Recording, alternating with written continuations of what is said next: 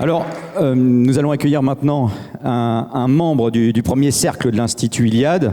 Premier cercle sous-entendu qu'il fait partie des 30 premiers qui nous ont rejoints pour fonder cet institut. Formateur fidèle depuis le début des cycles de formation. Il est par ailleurs ancien élève de l'école normale supérieure, à la différence d'un certain Emmanuel Macron, malgré des efforts répétés, si j'ai bien compris. Ancien officier parachutiste de carrière, cadre dirigeant d'entreprise et professeur de l'école de management et d'ingénieurs, notamment en particulier l'ICEP que vous connaissez maintenant. Donc merci d'accueillir Lionel Rondouin.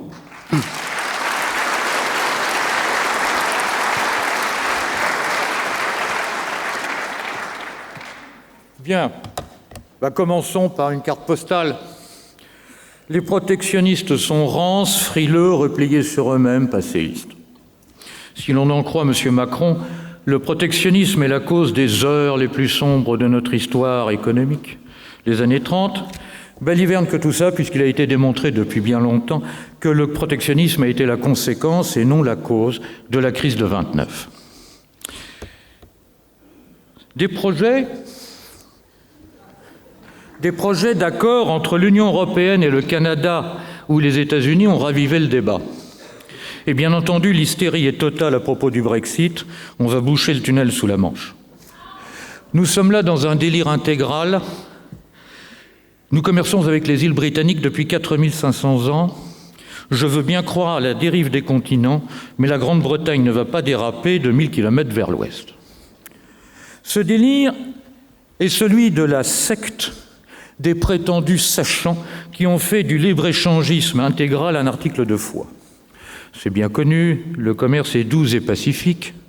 Or, le commerce n'adoucit pas nécessairement les mœurs des nations et on n'a jamais autant parlé de guerre économique. Mais c'est quand même l'article de foi de la secte.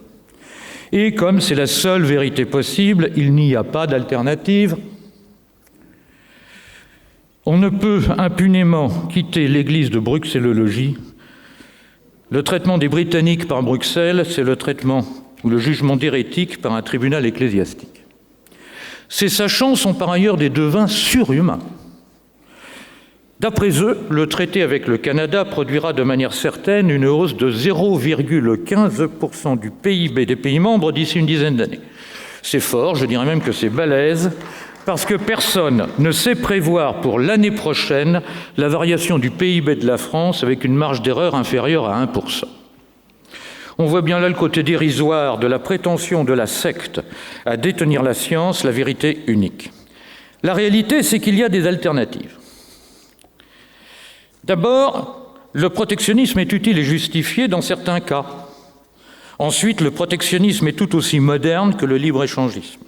Enfin, le protectionnisme n'est pas seulement une stratégie de défense, c'est aussi l'outil de stratégies offensives dans la guerre économique mondiale. C'est un outil de puissance polyvalent.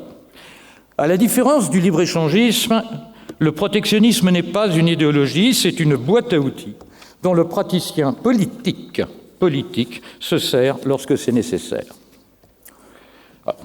Quoi protéger et pourquoi ? Les néolibéraux font du marché l'alpha et l'oméga de la société mondiale, où tout peut être librement échangé en fonction des intérêts immédiats des individus et des entreprises.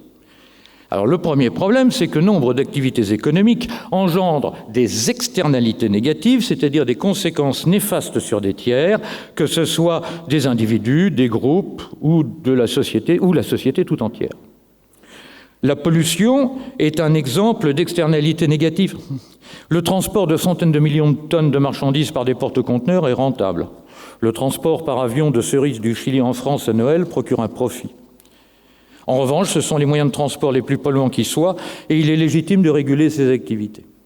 Il ne s'agit pas de vivre en autarcie, mais de limiter les externalités négatives environnementales du commerce international lointain. Il est légitime de même de se protéger contre les risques sanitaires. Les scandales de l'industrie agroalimentaire sont dus à la recherche de profits immédiats par des agences économiques au détriment potentiel des consommateurs. De ce point de vue, le CETA avec le Canada pose de nombreux problèmes car les normes sanitaires du Canada ne sont pas les nôtres. Le libre-échangisme ne menace pas seulement notre agriculture, mais peut-être aussi notre santé. La santé, c'est le bien individuel des personnes, mais la santé des populations est le bien collectif de la nation, et les malades éventuels seront à la charge du système de santé national au détriment de l'économie française. Une autre situation qui légitime une politique protectionniste, c'est le cas où une économie, où il y a un secteur d'activité particulier, subissent une concurrence déloyale.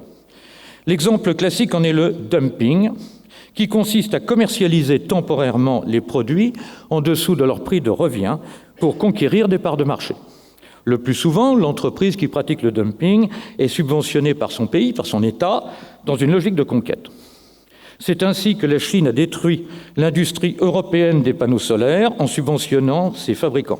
Aujourd'hui, son but stratégique est atteint. 60% des panneaux solaires produits dans le monde sont chinois. Qu'avons-nous fait contre ce dumping ? L'Union européenne a imposé, c'est vrai, une taxe à l'importation, mais en 2013, alors que notre industrie était déjà morte. Retenons cela pour la suite. Être puissant, ce n'est pas seulement agir, c'est être capable d'agir vite. Variante, le dumping monétaire. Un État intervient sur les marchés d'échange pour maintenir le cours de sa devise à un niveau artificiellement bas. Le pouvoir d'achat d'un dollar ou d'un euro surévalué incite les entreprises à se tourner vers les fabricants, les fournisseurs chinois, plutôt que vers leurs concurrents. Autre forme de dumping, le dumping social et environnemental. Un État maintient à un niveau très faible ses normes de droit social, salaire minimal, horaire travaillé, hygiène et sécurité au travail. Les normes de protection de l'environnement sont peu exigeantes. Ici, la concurrence se fait par la dissymétrie des prix de revient. Les concurrents étrangers ne peuvent résister car ils sont obligés par les lois de leur pays à des surcoûts sociaux et de prévention des risques. Le Bangladesh, les Philippines, l'Érythrée sont des champions actuels de cette forme de dumping. L'Inde, le Vietnam, le Bangladesh, les Philippines pratiquent le dumping environnemental sur des secteurs tels que le traitement des déchets toxiques ou la démolition navale. Je voudrais aussi attirer votre attention sur certains dommages subis par la société tout entière. Une conséquence de la mondialisation effrénée des échanges, c'est l'appauvrissement relatif des individus. Un protectionnisme intelligent protège les individus contre eux-mêmes. Je m'explique. On a promis aux citoyens qu'ils seraient bénéficiaires du libre-échange général en tant que consommateurs. Grâce à la compétitivité prix des fabricants étrangers ou des usines délocalisées, le prix des produits manufacturés importés baisserait et donc le pouvoir d'achat des ménages augmenterait. C'est vrai. Enfin, c'est vrai dans une certaine mesure seulement. Lorsqu'un jean de la marque Diesel est facturé 95 centimes de dollars au départ d'un port asiatique et qu'il est revendu au consommateur final 160 $, ce n'est pas le consommateur qui gagne dans l'affaire. Mais il y a plus. Tout agent économique a deux facettes. Il est à la fois consommateur et producteur. Souvent, le consommateur profite d'une baisse des prix des produits importés, mais en même temps, comme dirait quelqu'un, il subit une baisse de ses revenus en tant que producteur, soit parce que son employeur l'a licencié, soit que plus généralement, il subisse l'érosion générale des salaires dans une économie soumise à une concurrence non régulée. Comme l'a bien dit Jacques Sapir, la mondialisation enrichit les riches des pays pauvres et appauvrit les pauvres des pays riches. Dans les années 60, au début des années 60, un ouvrier faisait vivre dignement une femme au foyer et 2 enfants à Paris intramuros avec un seul salaire. Cela signifie que, toutes choses égales par ailleurs, un ouvrier parisien chez Citroën gagnait au quai de Javel l'équivalent de 4 500 € au moins il y a 50 ans. Dans les pays développés, les salaires réels stagnent ou baissent depuis 30 ans. L'utilité immédiate du consommateur, c'est-à-dire son gain de pouvoir d'achat immédiat, a engendré sa paupérisation relative en tant que producteur. La baisse des salaires réels entraîne, si on veut continuer à consommer, entraîne une augmentation de l'endettement privé. C'est le problème, le drame bien connu des États-Unis, l'endettement des ménages. Dans un système social à la française, la baisse des salaires réels provoque une demande croissante de budgets de redistribution et d'aide sociale. Il faut donc augmenter les impôts et endetter l'État. Un mot sur le chômage. Le chômage tue les individus et détruit la cohésion sociale. Le travail n'est pas seulement un moyen de se procurer des revenus, c'est aussi un facteur de lien social et d'estime de soi. Les chômeurs développent davantage de troubles dépressifs, d'addiction ou de cancer que les actifs. Le coût économique du chômage est colossal. À ce seul titre, protéger la société française contre les concurrences déloyales est une nécessité. La Banque de France chiffre à 270 000 le nombre d'emplois perdus en France, rien qu'en conséquence de l'admission de la Chine à l'Organisation mondiale du commerce. 270 000. On accuse les protectionnistes de protéger des activités obsolètes, des canards boiteux. C'est quelquefois vrai, n'en disconvient pas. Mais personne ne met en cause les conséquences de l'internationalisation sur notre capacité à innover, y compris dans les secteurs d'activité dont l'avenir n'est pas menacé. Et à ce titre, lutter contre les délocalisations en particulier, c'est protéger l'avenir créatif de notre économie. Prenons un exemple. Cette fameuse entreprise sans usine que M. Tchuruk, le patron d'Alcatel, avait promue au début des années 2000. Depuis, Alcatel est passé sous contrôle étranger, a été démantelé, il n'en reste que des miettes. Dans cette catastrophe, il y a des causes diverses. Il y a des erreurs stratégiques, il y a des aléas de marché. Mais aussi, délocaliser les sites de production ou sous-traiter, c'est perdre tôt ou tard la capacité d'innovation. Quand on ne garde que les bureaux d'études et qu'on ferme ces usines et qu'on les envoie à l'autre bout du monde, les ingénieurs perdent progressivement la compétence proprement industrielle, celle qui permet de passer de la recherche appliquée au développement et du développement à l'industrialisation, ce qu'on appelle dans le jargon industriel les méthodes. Un département recherche et développement est plus innovant lorsqu'il est adossé à un site de production. À sacrifier ces usines, Alcatel a sacrifié une partie de sa créativité. À telle enseigne qu'en 2012, dans une situation financière dramatique, Alcatel a dû mettre son portefeuille de brevets en gage au clou. C'est tout un symbole pour une entreprise dont M. Tchuruk avait dit que sa vraie valeur ajoutée résidait dans l'immatériel et donc les brevets. Le CEPI est un des organismes français les plus importants de recherche en économie internationale. Dans une étude assez récente, il fait le lien entre le manque de compétitivité de l'industrie française et sa stratégie. De nombreux groupes, comme Renault par exemple, investissent beaucoup en recherche et développement en France, mais peu en machines. Ils privilégient l'étranger pour installer leurs usines, leurs sites de production. Et l'étude du CEPI attribue à cette dissociation entre recherche et production une partie du manque de compétitivité de notre industrie. Nos économies maintenant, globalement, ne sont pas en sécurité. Des pratiques protectionnistes qui visent au maintien des activités de production sont justifiées lorsqu'il s'agit de maintenir cette sécurité des approvisionnements. Nos économies sont trop dépendantes des aléas climatiques, telluriques, géopolitiques, sanitaires qui peuvent entraver le commerce international. Il se trouve que je me trouvais aux États-Unis et au Canada en mai 2003, au moment de l'épidémie de symptômes respiratoires aigus sévères qui a frappé la Chine et Hong Kong. Les quotidiens étaient affolés. Allons-nous manquer de chaussures? Allons-nous manquer de vêtements cet hiver? Les cadres commerciaux et techniques des marques de jeans et de chaussures refusaient d'aller en Chine dans les usines de leurs sous-traitants. Les marchandises déjà produites restaient bloquées dans les ports chinois. Certains aléas sont inévitables.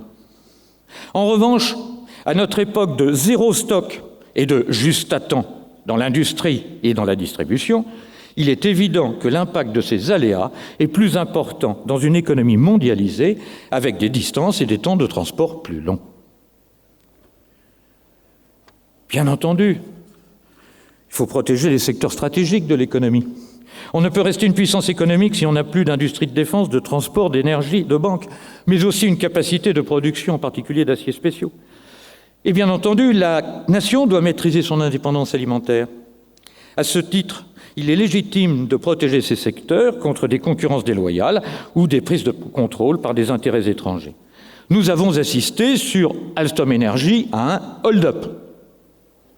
Il faut aussi, autant que nécessaire, protéger les entreprises contre leurs propres dirigeants. Ces capitaines qui quittent le navire les premiers et sont rémunérés comme chasseurs de primes pour dépecer les entreprises, les tchuruks, les crons et tant d'autres.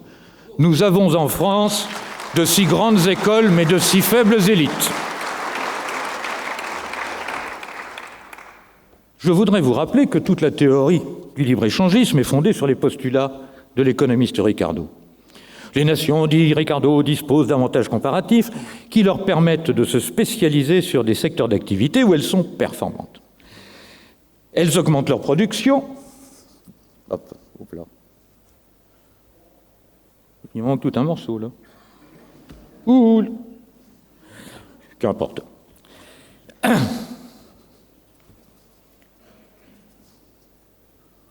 Non.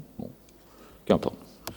Les nations disposent donc d'avantages comparatifs. Elles se spécialisent sur leur secteur d'excellence et proposent à l'export les produits qu'elles savent faire le mieux. Bon, bien entendu, elles achètent auprès de l'étranger, auprès d'autres nations, ce qu'elles cessent de produire. C'est le principe de l'échange croissant basé sur la spécialisation. Et pour que ça fonctionne, il convient bien entendu d'éliminer tous les obstacles à la libre circulation des marchandises. Vous avez tous appris ça, l'ennui c'est que c'est faux. Ce qui garantit la richesse et surtout la pérennité des puissances économiques, ce n'est pas la spécialisation, mais la complexité des économies. Une économie complexe est une économie qui produit, qui exporte et qui importe de tout, sans dépendre excessivement d'un petit nombre de secteurs particuliers. Une étude de la Harvard Business School, ce n'est pas des gauchistes, a comparé les volumes exportés et importés par des dizaines de nations par catégorie de produits et sur longue période. Si Ricardo a raison, les nations les plus performantes devraient être les plus spécialisées et les moins performantes, les nations dont l'économie est la plus généraliste. L'ennui, c'est que le Bangladesh, le Pakistan, le Vietnam et l'Algérie ont des économies spécialisées et que les États-Unis, la France, la Grande-Bretagne, l'Italie, la Russie, l'Allemagne ont des économies complexes. Donc la théorie de Ricardo ne s'applique pas, au moins dans le monde moderne. Cette étude confirme un sentiment intuitif, celui de la force d'une économie généraliste qui lui permet de moins dépendre des crises économiques internationales ou des aléas politiques naturels de tout ordre. La protection de notre avenir passe donc par le maintien de divers types d'activités. D'ailleurs, tout récemment, le gouvernement allemand vient de diffuser une note d'orientation stratégique qui insiste sur la nécessité de maintenir, voire de réimplanter aux frais de l'État allemand des activités diversifiées, y compris des activités manufacturières de main-d'œuvre. Oui, comme au Vietnam. Alors maintenant, comment protéger ? Ça va être très simple. Les bons vieux droits de douane. Depuis 1947, la communauté internationale travaille à les faire disparaître. Pourtant, il n'y a rien de plus sensé et surtout de plus politique que les obstacles tarifaires. En fonction du secteur que je souhaite protéger et en fonction de qui je souhaite favoriser ou défavoriser comme fournisseur, j'applique un taux de taxation différent. Je désigne l'ami, je pénalise le concurrent. De plus, c'est applicable à ma frontière et par là, je matérialise ma souveraineté. Alors on prétend que les droits de douane renchérissent le produit importé pour le consommateur final. C'est un peu vrai, c'est tout à fait abusif, mais je n'ai pas le temps de le développer, on va faire ça une autre fois. Les normes. Qui maîtrise les normes sanitaires, environnementales, sociales, les standards techniques, détient et exerce la puissance économique. La réciprocité du droit des gens est une vieille règle de la diplomatie. J'applique à mon partenaire sur mon territoire les mêmes règles que celles qu'il m'applique chez lui. Donc tout Chinois qui voudra créer une société en France devra avoir un associé français qui détiendra 51% des parts sociales au moins. Donc un Qatari, un Saoudien créant une société en France devra avoir un sponsor, c'est-à-dire une personne physique de nationalité française résidant en France qui sera garante devant l'État, la justice et le fisc français que son protégé respecte bien toutes les règles locales. Et bien entendu, le sponsor se fera rémunérer pour le service accordé. C'est comme ça que ça marche là-bas, et puis c'est tout. Pour éviter que des secteurs stratégiques ne passent entre des mains étrangères, que les marchés, les brevets, les savoir-faire soient pillés, que les emplois disparaissent, des moyens existent, il y a un décret Montebourg, il y a plein de choses. Encore faut-il que l'État exerce ses prérogatives. Peuvent de même être supprimées les subventions et les aides publiques aux entreprises qui délocalisent leurs sites de production. Face à certains cas de concurrence déloyale permise par l'optimisation fiscale, la souveraineté fiscale peut être retrouvée. À défaut de taxer les bénéfices, on taxe les chiffres d'affaires. La souveraineté monétaire et capitale. Nous vivons dans un désordre monétaire mondial qui résulte de déficits et d'excédents commerciaux démesurés. Pour financer leur déficit, les États-Unis créent en masse et mettent en masse une fausse monnaie qu'on appelle le dollar américain. Cette fausse monnaie sert à payer les fournisseurs, la Chine notamment, qui, avec ses fonds, achète des châteaux bordelais, des terres agricoles, prend des participations dans des entreprises pour en exploiter les brevets, et les aéroports, tout. Il en va bien entendu de même lorsque nous vendons des entreprises à des capitaux américains. Pour nous prémunir contre les risques d'un effondrement de certaines monnaies, nous devons exiger des règlements en devises autres que le dollar et le yen, voire dans certains cas en or, comme le réclamait le général de Gaulle dans sa conférence du 4 février 1965, qui reste d'une brûlante actualité. Voir archive INA YouTube 4 février 65. Nous devons nous rapprocher des nations Russie et Chine qui travaillent à la dédollarisation des échanges. Nous devons, avec ces mêmes nations, développer un système des règlements internationaux autres que le SWIFT, car le SWIFT nous impose de passer par des chambres de compensation en dollars. Un SWIFT souverain serait un outil de souveraineté. Un mot de l'actualité, vite. Arjo Higgins Security, notre seule usine de fabrication en France de papiers spéciaux sécurisés pour billets de banque, passeports, cartes grises, seul aussi capable d'imprimer des billets de banque, est en liquidation judiciaire, sans avoir bénéficié de la moindre période d'observation. Cette société stratégique n'a fait l'objet d'aucune intervention de la Banque de France, ni des ministères de l'économie, de l'Intérieur ou des Affaires étrangères pourtant concernés. Le député de la circonscription reste muet. Il est aux abonnés absents. Un mec qui s'appelle Christian Jacob, chef de groupe LR à l'Assemblée. Nous perdons là un outil de souveraineté politique et économique. Peut-être certains souhaitent-ils qu'un gouvernement français rencontre des difficultés à imprimer des billets, je ne sais pas. La souveraineté monétaire, enfin, va de pair avec la souveraineté juridique, en particulier pour lutter, comme l'a dit Thibault tout à l'heure, contre les prétentions américaines à l'extraterritorialité de leurs lois et décisions de justice. Une entreprise qui a des dollars n'a pas la liberté de les utiliser pour commercer avec un pays, par exemple, sous embargo, même si cet embargo a été décrété unilatéralement par le gouvernement américain et en dehors de toute résolution de l'ONU. Ce sont donc des oukases, version anglo-saxon. Plusieurs de nos banques françaises ont acquitté de lourdes amendes, et même si les faits reprochés avaient été commis hors du territoire américain, à Genève notamment. C'est une des raisons qui militent aussi pour la dédollarisation des échanges internationaux. Donc la frontière juridique sera rétablie. Défendre et conquérir. Parce que protéger, c'est toujours défendre. Ben non. Soutenir que le protectionnisme est toujours une attitude défensive et un repli sur soi est absurde. C'est comme si on disait qu'un char d'assaut, parce qu'il est blindé, protégeait des coups de l'ennemi est par nature une arme défensive. Non. Le char d'assaut est puissant dans l'offensive, meurtrier dans la défensive et agile dans le combat de rencontre. La dédollarisation de l'économie, par exemple, nous permettra non seulement de nous défendre, de défendre nos intérêts, mais aussi de commercer avec les nations libres et de gagner des contrats. L'État stratège investira de manière agressive. Des droits de douane, oui, nous permettront de mobiliser des fonds pour soutenir et reconstruire l'industrie.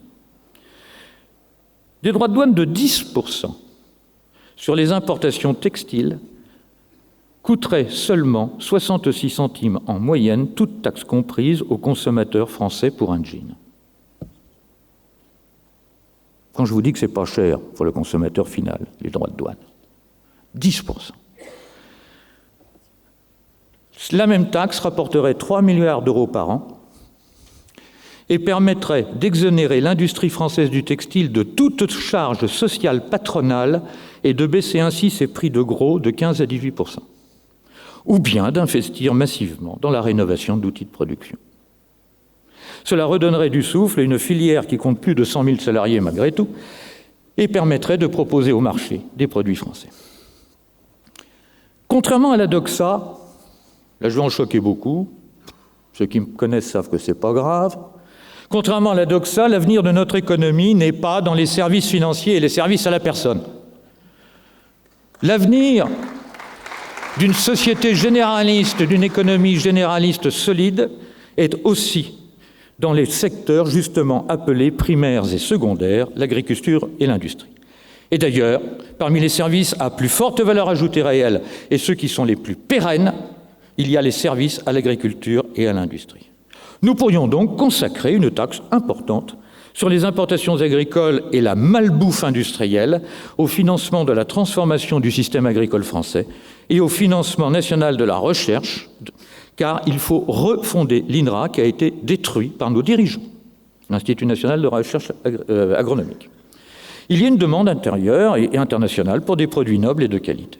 Or, je pourrais vous donner 1000 exemples de ce que nous pouvons faire pour conquérir des marchés et créer de l'emploi si nous avions seulement l'esprit libre et une conception holiste, globale de la société. Libérer l'esprit de la doxa, définir où passe la frontière, voilà le premier pas vers la liberté économique, la souveraineté et la puissance. Où passe la frontière et avec quelle monnaie? Alors, je ne vais pas prendre position ici sur cette nouvelle affaire Dreyfus, qui est en cours à propos des élections. Ce dont je suis persuadé, en revanche, c'est que la mandature du prochain Parlement européen et la mandature de la prochaine Commission de Bruxelles sont la toute dernière chance de l'Union européenne telle qu'elle est. Soit l'Union européenne telle qu'elle est, l'euro et la BCE tels qu'ils sont radicalement transformés, soit ils disparaîtront rapidement sous la pression du réel, car ils ne sont pas des instruments de puissance vae victis.